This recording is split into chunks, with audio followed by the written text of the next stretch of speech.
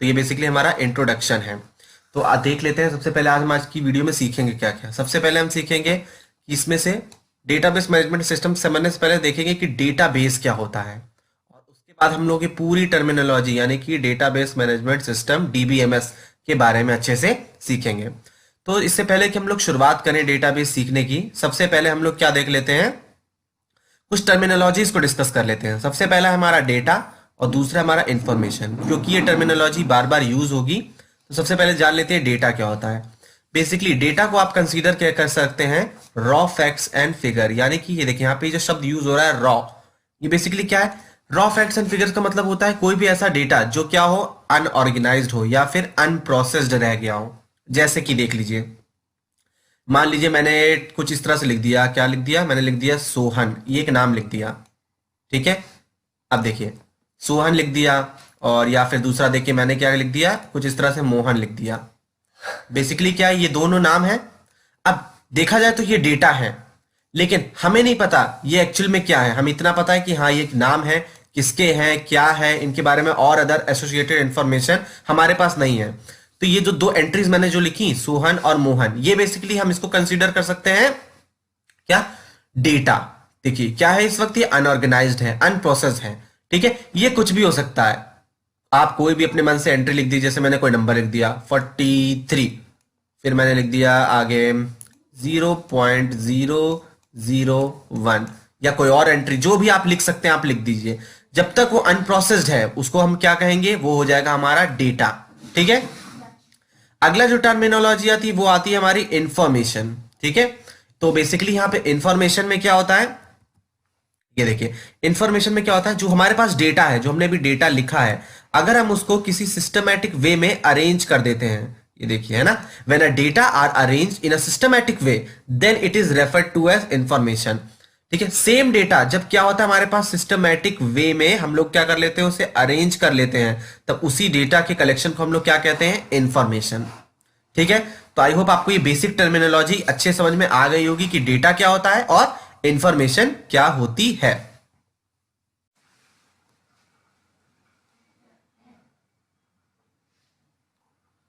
चलिए अब हम लोग क्या डिस्कस कर लेते हैं, हमारा जो मेन की क्वेश्चन है, और हमारा जो मेन की क्वेश्चन है वो क्या है, that what is a database. असल में डेटाबेस है क्या, जो यहाँ पे जो मैंने दे रखा है ये बेसिकली क्या एक स्टैंडर्ड डेफिनेशन है। आप लोग से अगर एग्जाम में पूछा भी जाता है तो आप लोग यही डेफिनेशन लिखने की कोशिश कीजिए। पहले चलिए डेटा को मैं, इस डेफिनेशन को मैं बोल देता हूं ताकि आप लोग को अच्छे समझ में आ जाए, ठीक है।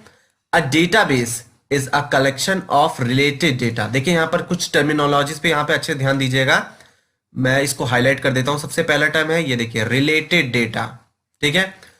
By data we mean known fact that can be recorded and that have implicit meaning, ठीक है। देखिए दूसरा क्या हो जाएगा यहाँ पर, कैन बी रिकॉर्डेड, यानी कि रिकॉर्ड किया जा सके और इम्प्लिसिट मीनिंग हो उसका। अभी मैं इसको अच्छे से एक्सप्लेन भी करूंगा आपको, ठीक है।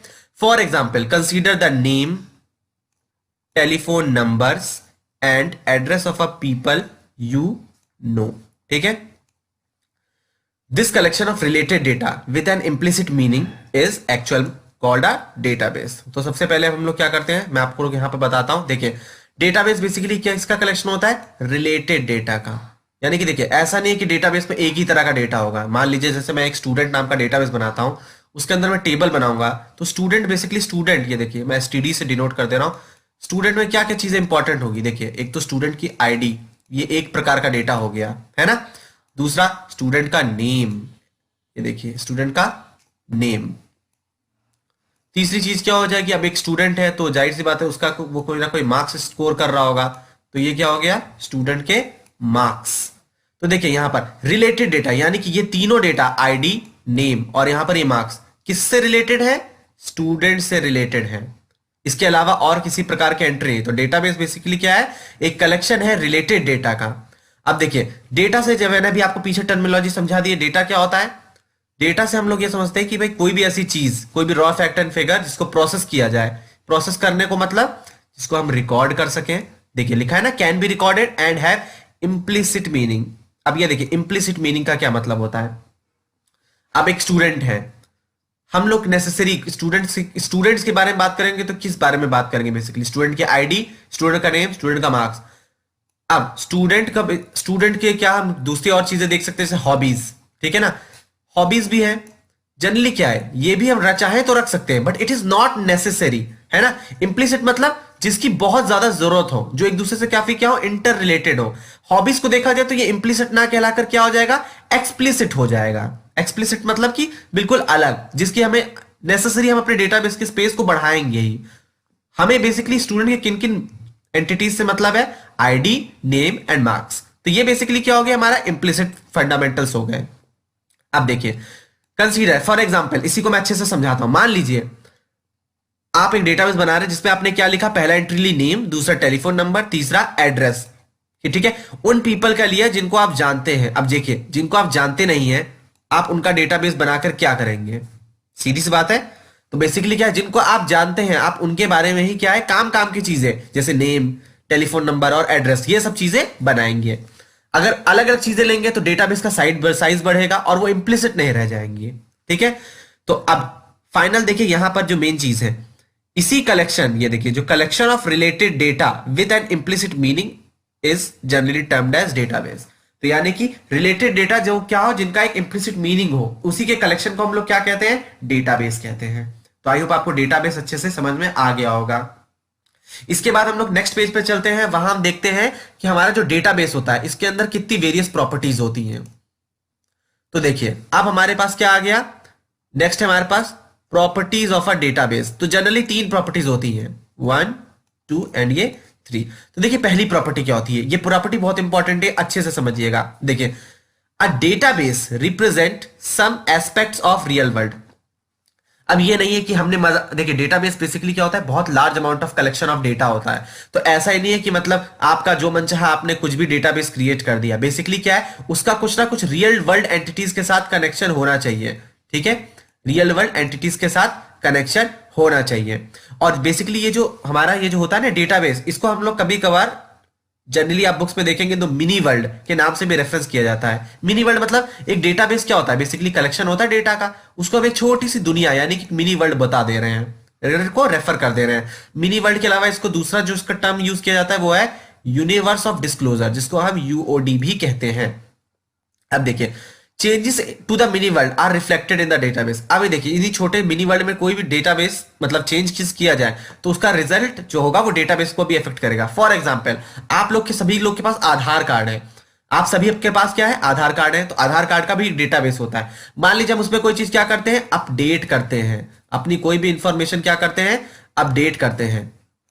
तो देखिए, अपडेट करते हैं मतलब क्या होता है, आपके आधार में अगर चेंजेस हो रहा है तो सबसे पहले क्या होगा, आधार के डेटाबेस भी चेंज हो जाएगा। मान लीजिए आपने एड्रेस चेंज करने को कहा, तो पहले कोई और एड्रेस था, उसके बाद क्या हो जाएगा, आधार का डेटाबेस अपडेट हो जाएगा और आपको क्या हो जाएगा, एक नया एड्रेस उसमें अपडेटेड हो जाएगा, ठीक है। चलिए दूसरा पॉइंट देखते हैं। A database is a logically coherent collection of data with some inherent meaning. A random assortment of data can not be correctly to be referred to as database. अब देखिए, जो डेटाबेस है, generally a database is a logical coherent collection of data. इसमें क्या होता है, coherent collection of data होना चाहिए। जैसे कि मैंने अभी आपको पीछे बताया, स्टूडेंट में हमने क्या ली, देखिए आईडी, दूसरा क्या लिया उसका नेम, ठीक है, तीसरा क्या लिया उसका तीसरा ले लिया उसके मार्क्स, ठीक है। अब देखिए, ये क्या है, एक तरह से देखा जाए तो ये कोहेरेंट डाटा है। कोहेरेंट डेटा को भी हम सब क्या कह सकते हैं, एक तरह से इंटर रिलेटेड डेटा, क्या कह सकते हैं, इंटर रिलेटेड डेटा है। तो जनरली जो डेटाबेस होता है वो क्या होता है, कलेक्शन ऑफ कोहेरेंट डेटा होता है। देखिए, इस तरह से हमारे पास टेबल बनती है। मान लीजिए यहां पर एक बच्चा है जिसकी आईडी है 1, नेम है उसका XYZ और उसने मार्क्स स्कोर किए 100 आउट ऑफ 98। मान लीजिए ये उसके नंबर है, ठीक है। अब ये देखिए, तो ये जनरली तौर पे क्या है, ये बेसिकली हमारा कोहेरेंट कलेक्शन ऑफ डेटा है जिसकी एक पर्टिकुलर मीनिंग है। ये बेसिकली इसका इन देखिए, इन तीनों से आप लोग को क्या मीनिंग निकल रहा है, इन तीनों से हम लोग को यही मीनिंग निकल रहा है कि हाँ, ये किसी स्टूडेंट का डेटा है जिसकी आईडी 1 है, उसका नेम XYZ है और उसका मार्क्स कितना है 98। और रैंडम असॉर्टमेंट ऑफ डेटा, अब देखिए रैंडम असॉर्टमेंट ऑफ डेटा ऐसा नहीं है कि आप जो भी आपका मन चाहा आपने कर दिया। मान लिया आईडी है, अब आईडी की जगह देखिए ये आईडी है, यहाँ पे आईडी न्यूमेरिक होनी चाहिए। मान लीजिए आपने यहाँ पे लिख दिया ABC, जो भी आपका मन हो रहा है आप नीचे एंट्री करते जा रहे हैं। नेम में आपने अगली एंट्री कर दी 1 2 3, ठीक है, और मार्क्स में आपने अगली एंट्री कर दी मान लीजिए मार्क्स को आपने ब्लैंक छोड़ दिया, तो बेसिकली क्या, अगर आप इस तरह का कोई चीज क्रिएट करते हैं तो आप उसको एक डेटाबेस कभी नहीं रेफर कर सकते, मतलब कभी भी उसको डेटाबेस कंसीडर नहीं कर सकते, ये रॉन्ग होगा। ठीक है, सेकंड प्रॉपर्टी क्लियर हो गई होगी, ठीक है ना। अब देखिए थर्ड प्रॉपर्टी को देखते हैं। A database is designed, built and populated with a database for a specific purpose. देखिए किसी एक स्पेसिफिक पर्पस के लिए ही डेटाबेस को क्रिएट किया जाता है। देखिए जैसे मैंने यहाँ पे स्टूडेंट डेटाबेस क्रिएट किया, जिसमें मैंने क्या रखा, आईडी रखी, नेम रखा और मार्क्स रखा। ये मैंने क्यों क्रिएट किया, क्योंकि जब भी मुझे चाहिए होगा, मतलब इन फ्यूचर मुझे अगर किसी भी स्टूडेंट का डेटाबेस को एक्सेस करना रहा या स्टूडेंट की इंफॉर्मेशन को एक्सट्रैक्ट करना रहा, मींस रिट्रीव करना रहा, तो मैं क्या करूंगा, मेरे पास ये एक स्पेसिफिक पर्पस है, इसी के लिए मैंने स्टूडेंट नाम का डेटाबेस क्रिएट किया है। मान लीजिए अब मुझे जरूरत पड़ गई कि मुझे XYZ के मार्क्स जानने हैं, तो मैंने क्या किया, इसीलिए डेटाबेस क्रिएट किया, ये एक स्पेसिफिक पर्पस है मेरा, और मैंने उसके मार्क्स को रिट्रीव कर लिया। ठीक है, तो और दूसरी देखिए, it has an intended group of user and some pre convinced application in which these user are interested. अब देखिए यहां पर क्या चीज है, बेसिकली क्या, अब डेटाबेस क्या होगा, बना है तो जाहिर सी बात है, आप लोग क्यों बना रखे हैं डेटाबेस, जाहिर सी बात है उसका यूज करने के लिए, यानी कि उसको कोई यूजर भी होगा उसका, है ना। अब देखिए मान लीजिए अब यहां पे मेरे पास XYZ नाम का कोई बच्चा ही नहीं है, ठीक है, जब मेरे पास यूजर ही नहीं है तो मैं डेटाबेस में एंट्री किसकी करूंगा, सही है। देखिए तो बस यहां पर यही चीज है, हमारे पास क्या होना चाहिए, कुछ यूजर होना चाहिए और ऐसी कुछ एप्लीकेशन होनी चाहिए जिसमें वो यूजर इंटरेस्टेड हो।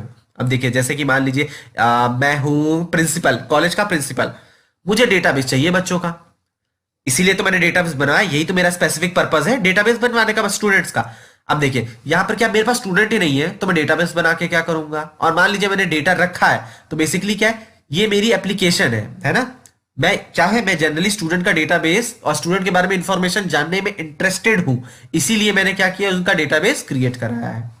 तो जनरली आई होप आपको तीन properties of a database clear हो गई होंगी। ये तीन प्रॉपर्टीज आप चाहें तो वीडियो को पॉज करके आप स्क्रीनशॉट ले सकते हैं, बहुत इंपॉर्टेंट प्रॉपर्टीज हैं, एग्जाम में लिखेंगे, एक्स्ट्रा मार्क्स आपको जरूर मिलेगा। चलिए अब आगे चलते हैं। अब आगे हम लोग बात करते हैं, अब देखिए अब तक हमने क्या सीखा, what is data, what is information, basic terminology सीख ली। उसके बाद हमने क्या सीखा, what is actual database, database क्या है। उसके बाद हमने क्या जाना, what are the various properties of a database. अब हम जानेंगे अपने मेन टॉपिक जो कि है हमारा डेटाबेस मैनेजमेंट सिस्टम, DBMS, यानी कि DBMS क्या होता है वो हम अब देखेंगे। इसीलिए मैंने पहले आपको डेटाबेस पढ़ा दिया ताकि आपको यहाँ DBMS समझ में आए। तो देखिए डेटाबेस मैनेजमेंट सिस्टम, जिसको हम DBMS भी कहते हैं, बेसिकली क्या है, ये कलेक्शन ऑफ प्रोग्राम है that enable user to create and maintain a database. ठीक है, डेटाबेस क्रिएट हो गया। अब डेटाबेस को बेसिकली ऐसा नहीं है आपने अपने मन चाह क्रिएट कर लिया, आप ना किसी तरह के एप्लीकेशन का यूज करके ही डेटाबेस क्रिएट करेंगे। जैसे कि हम लोग सबसे मोस्ट पॉपुलर यूज करते हैं ओरेकल। ओरेकल क्या है, बेसिकली लोग कहते हैं ओरेकल एक डेटाबेस है ना, नहीं, लोग गलत कहते हैं। असल में क्या है, ओरेकल डेटाबेस है, जनरली ओरेकल एक एप्लीकेशन प्रोग्राम है जो कि हमें फैसिलिटी प्रोवाइड करता है कि हम उसके अंदर एक डेटाबेस क्रिएट कर सकें और साथ ही साथ डिफरेंट क्वेरी के अनुसार उसको क्या कर सके, मेंटेन कर सके, क्या कर सके, मेंटेन कर सके। तो देखिए इसी तरह अब देखिए the DBMS is a general purpose software. देखिए यहां देखा टर्म आ गया ना, कौन सा टर्म आया यहां पर, ये क्या है, एक जनरल पर्पस सॉफ्टवेयर है, सॉफ्टवेयर सिस्टम है जो कि क्या करता है, फैसिलिटेट करता है, चार प्रोसेस को फैसिलिटेट करता है। बिल्कुल अच्छे से देखिएगा, मैं अब हाईलाइट कर रहा हूं चारों प्रोसेस को। पहला क्या करता है ये, it defining, constructing, manipulating and sharing database among various users and application। तो बेसिकली कौन कौन सी चार चीजें करता है ये, पहला पार्ट है, ये क्या करता है, ये देखिए डिफाइन करता है, डेटाबेस को डिफाइन करता है कि एक्चुअल डेटाबेस क्या है, कैसा है। अभी मैं ये चारों प्रोसेस को भी अच्छे से आपको एक्सप्लेन करूंगा। दूसरा, डिफाइन करने के बाद डेटाबेस का कंस्ट्रक्शन करता है, ठीक है, डेटाबेस को क्रिएट करता है। देन डेटाबेस में मौजूद डेटा को मैनिपुलेट करता है, और उसके बाद देखिए डेटाबेस है तो जाहिर सी बात है एन नंबर ऑफ यूजर होंगे। एक मिनट, हाइलाइटर काफी मोटा हो गया है, ये देखिए एन नंबर ऑफ हमारे पास क्या होंगे, यूजर होंगे। उन सब के बीच में क्या होगा, जो हमारा डेटा है वो शेयर भी होगा, डेटाबेस का जो डेटा है वो शेयर भी होगा। ठीक है, ये बेसिकली एक्चुअल डेफिनेशन है DBMS, that what is actual DBMS। अब देखिए हम चारों प्रोसेस को डिफाइन करते हैं। सबसे पहले क्या होता है, पहला क्या आपने पढ़ा था, डिफाइनिंग अ डेटाबेस, है ना। तो defining a database basically it involves specifying the data types, ठीक है ना, specifying the data types, structure, constraint of a data to be stored in the database. अब देखिए, पहले जैसे मैंने अभी आपको क्या बताया था, मैंने आईडी ली थी।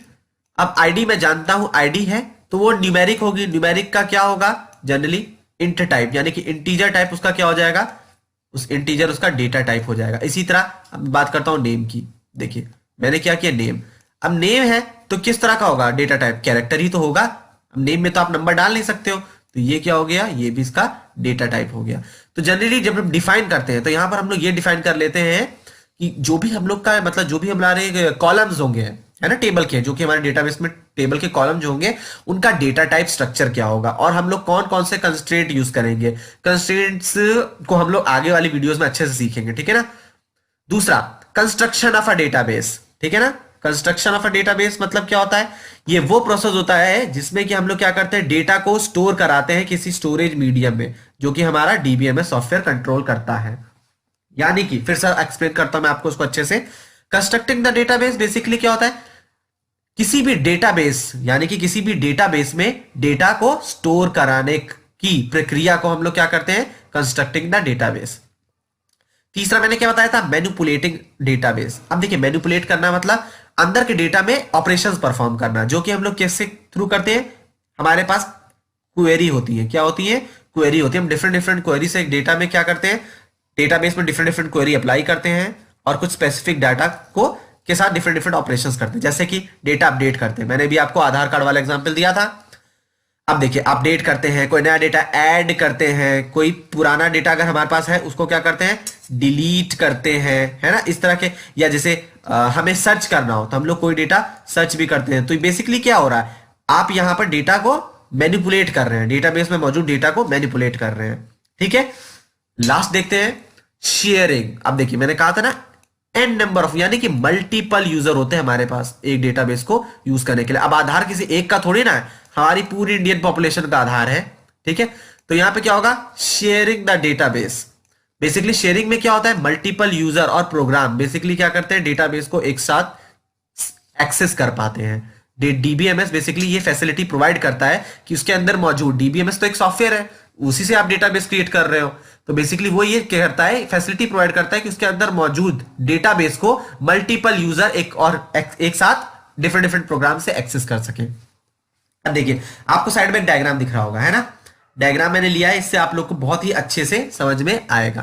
तो देखिए सबसे पहले क्या होता है, ऊपर देखिए यहाँ पे आप हाईलाइट में कर रहा हूं, सबसे पहले होता है यूजर प्रोग्राम। देखिए है ना, यूजर या फिर प्रोग्रामर्स, आप बाहरी यूजर हैं, आपको एक्सेस करना है, ठीक है, आपको डेटाबेस में कुछ सर्च करना है या कोई ऑपरेशन करना है। तो आप क्या हुए, आप नीचे आए और क्या की, अपनी एप्लीकेशन ओपन की, एप्लीकेशन। अब देखिए एप्लीकेशन क्या होता है, मैंने अभी आपको क्या बताया था, डेटाबेस क्या होता है, डेटाबेस ऐसे ही नहीं क्रिएट हो जाता। आपको डेटाबेस अगर यूज करना होगा तो आपको कोई ना कोई एप्लीकेशन यूज करनी पड़ेगी। जैसे मैंने भी आपको एग्जांपल दिया था ओरेकल का, किसका एग्जांपल दिया था, ओरेकल। ओरेकल के अलावा भी और है, देखिए ओरेकल है, एसक्यूएल सर्वर हो गया आपका, और भी डिफरेंट डिफरेंट टाइप के डेटाबेस होते हैं। तो बेसिकली ये सब क्या है, एप्लीकेशन प्रोग्राम्स है, इनको ओपन करके ही आप किसी डेटाबेस को एक्सेस कर सकते हो। तो देखिए सेकंड वाला क्या था, सेकंड वाला यही था, एप्लीकेशन प्रोग्राम में आप लोगों ने अपना ओपन किया। उसके बाद क्या है, अब तीसरा होगा, आपको कोई ना कोई चीज डेटाबेस में क्या करना होगा, डेटाबेस में आप अगर एंटर किए तो आपको कोई ना कोई डेटा मैनिपुलेट करना होगा, ऐड करना होगा, डिलीट करना होगा, अपडेट करना होगा या फिर सर्च करना होगा। तो आप क्या लिखेंगे, उसके लिए क्वेरी लिखी जाती है। मैंने भी आपको बताया था, हम डिफरेंट डिफरेंट क्वेरी मौजूद होती है, आप क्वेरी करेंगे। अब देखिए क्वेरी करेंगे, फिर उसके बाद क्या करेगा, जो आपका सॉफ्टवेयर है उस क्वेरी को पहले चेक करेगा कि हाँ आपने जो क्वेरी लिखी है वो वैलिड है कि नहीं। अगर क्वेरी वैलिड होगी तो क्या करेगा, आपकी बताए हुए क्वेरी को चेक करेगा डेटाबेस में, और जब डेटाबेस में है तो यहां देखिए जो भी स्टोर डेटाबेस है वहां पर वो जाकर आपके डेटा को फेच करेगा, जो भी आप क्वेरी करना चाहते हैं उसको क्या करेगा, आपको उसका आंसर देगा। इस तरह से कुछ डेटाबेस हमारा वर्क करता है। सो बेसिक वीडियो में आज में क्या जाना वीडियो में कि what do you mean by database and what are database management system, that is DBMS.